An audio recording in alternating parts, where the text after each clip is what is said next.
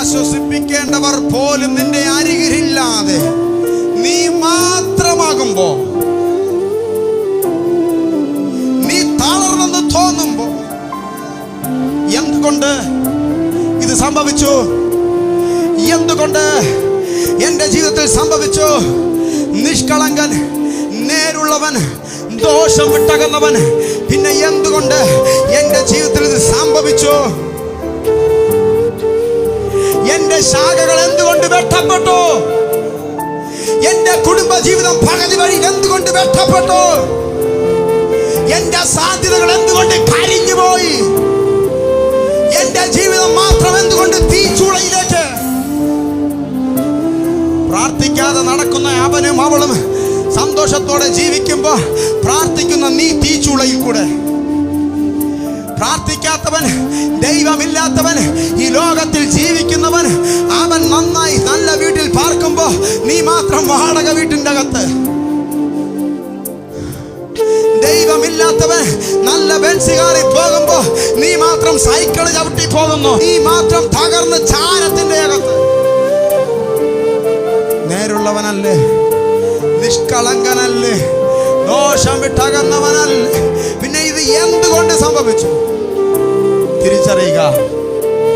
ആർക്കുമില്ലാത്തൊരു കൊയ്ത്തിന് വേണ്ടി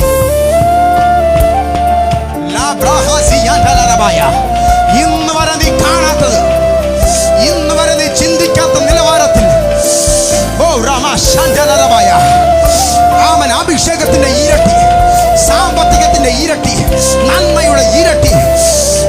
നാട്ടുകാർ പറയാ, യവന്റെ നന്മ ദേശത്ത് ഒതുങ്ങുന്നില്ല, യവന്റെ നന്മ ദേശത്ത് ഒതുങ്ങുന്നില്ല.